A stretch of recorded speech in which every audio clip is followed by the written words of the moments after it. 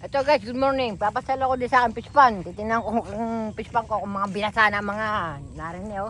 Ayan oh, pero malapad niya no.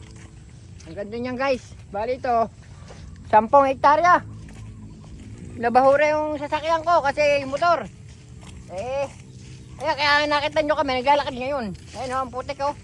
Yung ang burak niyan, dadaanan mo yan. Lalo kang nalubuglan dyan. Kaya maglalakad na lang kami guys. Ayan oh. Dadat nga pala kay Binyokis.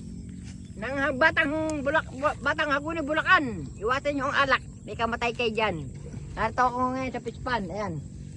Ayan ang fish pond oh. Ang lapad ng fish pond ha. Diba? Ayan oh. Oh, lahat ng inyo nakikita. Hindi sa akin yun.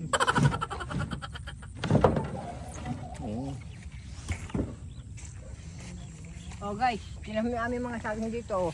Walang butas. Kasi nakabantay dito. Tagalog. Ayan oh. Yan guys, yung mga tanglad oh, mamaya kukuha akong tanglad. Tatanin ko sa amin yan. Lagi rin yung panlungkon sa mga bibi, pampakilags na. Ano, mabalasag nga. Inalasan nila ng dahon kasi pamatumba. Malakas kasi yung hangin. Ito, namunga siya oh.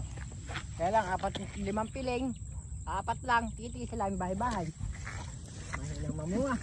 Dito guys, pag maglalakad ka rito sa taro, ibabang taron doon. Kailangan nakabota ka. Kasi dito, hindi nawawala ng ahas o kobra. Pero dito walang kobra. Kaya nakabalita na kanina ng sinagot ng kobra.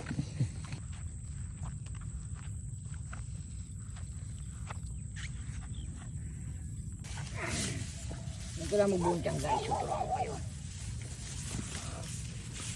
Awak, bigla. Oh, ganyan lang. Ayan o, naugat. Para mabuhay guys. Kuha tayo din eh. Dadagdagan natin. Oh. Patanong ko doon kasi marami kaming bibili. Kailangan namin to. Ito guys, oh, nakakuha na ako ng pananim. Tanglad, gamot sa mga minaramdaman sa katawan. Malaki na sila niyan. Kailangan bantayan talaga. Ano?